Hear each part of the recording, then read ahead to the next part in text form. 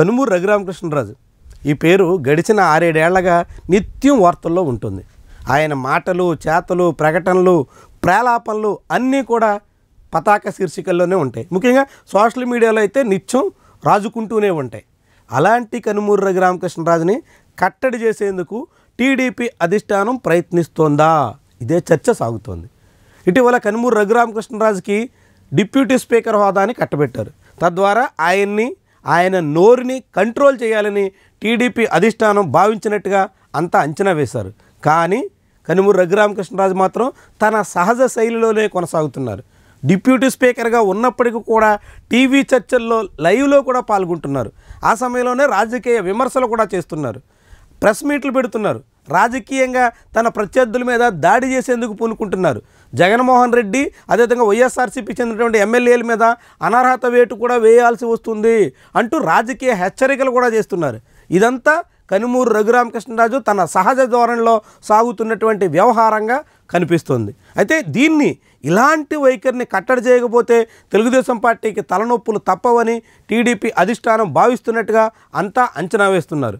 ఇటీవల కనుమూరు రఘురామకృష్ణరాజు ఎట్టి పరిస్థితుల్లోనూ మాజీ సిఐడి చీఫ్ పివి సునీల్ కుమార్ని సస్పెండ్ చేయాల్సిందే, అరెస్టు చేయాల్సిందేనని పట్టుదలగా సాగుతున్నారు. కానీ ఆయన మాటని టీడీపీ నాయకత్వం ఖాతరు చేస్తున్నటువంటి దాఖలాలు లేవు. పివి సునీల్ కుమార్తో పాటుగా సీతారామాంజనేయులు కూడా తన మీద కస్టోడియల్ టార్చర్ చేసినటువంటి కేసులో అరెస్టు చేయాల్సిందే అన్నది కనుమూరు రఘురామకృష్ణరాజు డిమాండ్.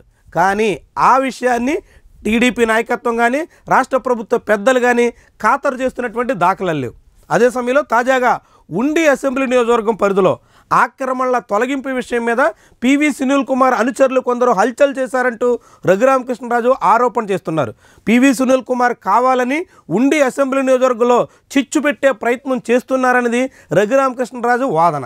అలాంటి పివి సునీల్ కుమార్ అనుచరులు ఎక్కడున్నా సరే ఖచ్చితంగా వాళ్ళందరి మీద చర్యలు తీసుకునే వరకు తాను విశ్రమించేది లేదన్నట్టుగా ఆయన హెచ్చరికలు జారీ చేస్తున్నారు. కానీ ఆ విషయంలో కూడా రాష్ట్ర ప్రభుత్వం నుంచి కనుమూరు రఘురామకృష్ణరాజుకి ఆశించినంత మద్దతు దక్కడం లేదు.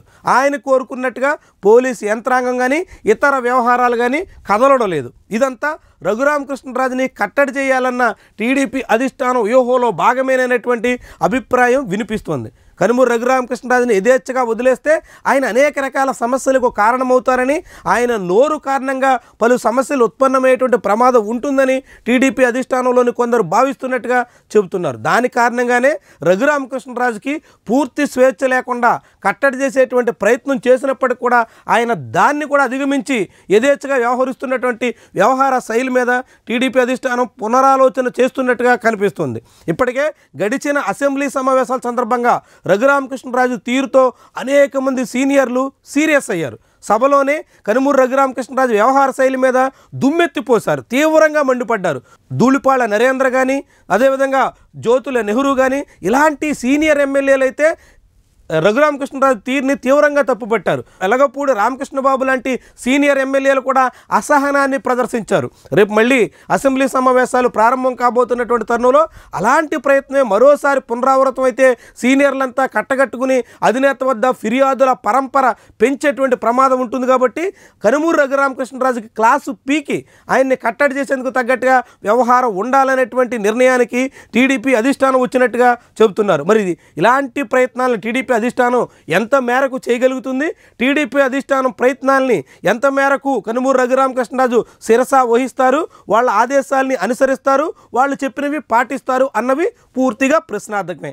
ఒకవేళ రఘురామకృష్ణరాజు టీడీపీ అధిష్టానం ఆదేశాలను కూడా ఖాతరు చేయకుండా ముందుకెళితే మాత్రం అసెంబ్లీలో ఏం జరుగుతుంది, సీనియర్ టీడీపీ నేతల నుంచి ఎలాంటి స్పందన వస్తుందన్నది ఒక భాగం అయితే, రెండో వైపు రఘురామకృష్ణరాజు ఆశించినట్టుగా సీనియర్ పోలీస్ అధికారుల మీద రాష్ట్ర ప్రభుత్వం చర్యలకు ఉపక్రమించకపోతే రఘురామకృష్ణరాజు ఏ రీతిలో స్పందిస్తారు, ఆయన వ్యవహారం ఎలా ముందుకెళ్ళబోతుంది? ఈ రెండు కూడా కీలకమైనటువంటి అంశాలు, రెండు ఒకదానితో ఒకటి ముడిపడి ఉన్నటువంటి అంశాలు. రఘురామకృష్ణరాజు కోరినట్టుగా రాష్ట్ర ప్రభుత్వం చేయకపోతే దాని ప్రభావం అసెంబ్లీలో ఖచ్చితంగా ఉంటుందని అంతా భావిస్తున్నారు. అసెంబ్లీలో రఘురామకృష్ణరాజు నోటికి పని చెప్తే దాన్ని కట్టడి చేయడానికి టీడీపీ అధిష్టానం రంగంలో దిగే అవకాశం ఉందని కూడా భావిస్తున్నారు. ఇది ఎలాంటి పరిస్థితులకు దారితీస్తుంది? ఆసక్తికరమైనటువంటి వ్యవహారం.